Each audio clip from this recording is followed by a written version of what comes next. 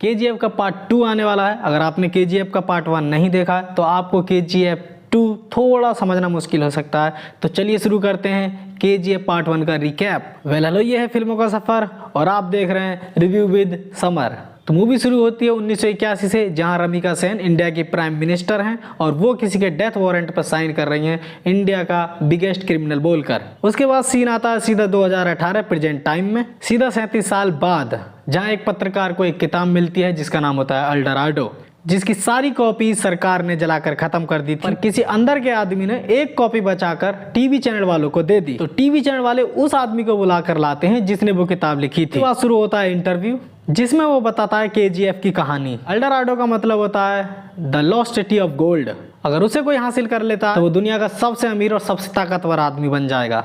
और KGF की story भी कुछ वैसी ही है। उस किताब में एक ऐसी व्यक्ति की कहानी है जो दुनिया का राजा बनने की चाह रखता है। अब उसके बाद सीधा स्टोरी शुरू होती है 1951 में, जहां कुछ लोग कुआं खोद रहे थे और वहां उन्हें कुछ एक अजीब तरीका का पत्थर मिलता है, जिसे चेक करने के लिए कुछ सरकारी ऑफिसर्स आते हैं। और वहीं पे हमें इस फिल्म का विलन भी आता है जिसका नाम होता है सूर्यवर्धन। उसे पता लगता है ये कोई मामूली पत्थर नहीं है, ये सोना है।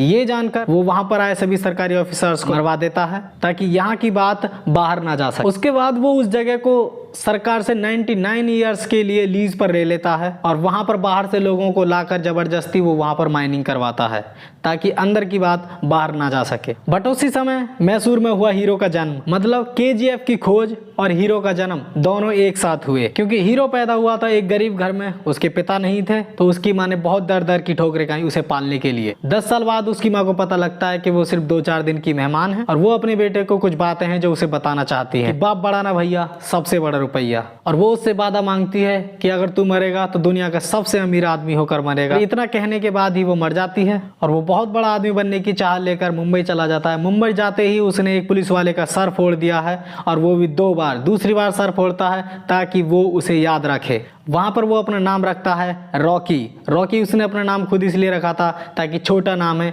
आसानी से सबको याद रहे और मैं फेमस हो जाऊं। और फेमस मुझे आप कर सकते हैं, मेरे चैनल को सब्सक्राइब कर लें, वीडियो अच्छी लगे लाइक कर दें, कर लो सब्सक्राइब, कर दो फेमस। बढ़ते हैं स्टोरी की तरफ। और उसके बाद स्टोरी सीधे हमें 1978 में दिखाई जाती है।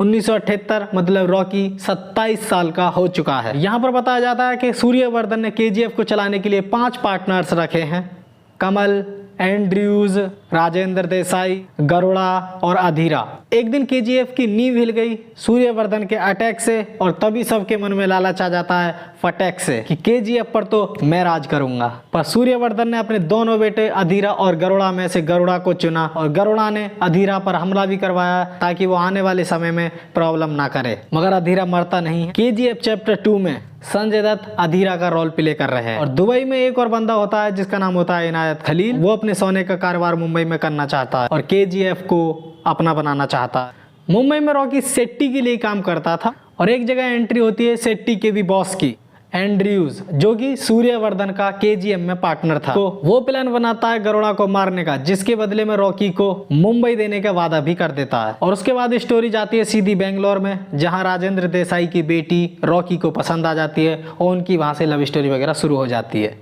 इधर दूसरी तरफ गरुड़ा को मारने का प्लान बनाते हैं और रॉकी गरुड़ा को मारने के लिए तैयार ही होता है, लेकिन तब गरुड़ा पलटवार कर देता है। वो जान जाता है कि मुझे मारने की प्लानिंग की गई है, लेकिन वो उस समय उन सबको छोड़ देता है। उसके बाद दूसरा प्लान बनाते हैं, रॉकी KGF में घुसकर गरुड़ा को मारने का प्लान बनाता है। जब सूर्यवर्धन के कुछ लोगों को जबरदस्ती ट्रक्स में उठाकर ले जाते हैं, रॉकी भी उनके साथ मिलकर KGF में घुस जाता है और अपनी जांच पड़ताल शुरू कर देता है। दूसरी तरफ हमें एक सीन दिखाया जाता है कि गरुड़ा 3 आदमियों को खिला पिलाकर तगड़ा मोटा कर रहा है ताकि वो आने वाली काली माँ की पूजा पर उन तीनों की बकरी की जगह बलि दे सके, क्योंकि वो 3 लोग गरुड़ा को मारने की कोशिश में आए थे और वो पकड़े गए। गरुड़ा का महल गोल्ड माइन के पास है, ये रॉकी को पता लग जाता है और उसे वहां पर यह भी पता चलता है कि यहाँ पर 20 से 30 हजार लोग बाहर से जबरदस्ती उठाकर लाए गए हैं, जिनसे कि यहाँ पर मजदूरी कराई जा रही है। और वहां के गार्ड्स इतने निर्दयी और इतने बेरहम होते हैं कि अगर कोई लोग आंख भी उठाकर देखते हैं तो उन्हें सीधा गोली मार देते हैं। कोई थक गया या कोई काम करने के लायक नहीं रहा तो गोली मार देते हैं।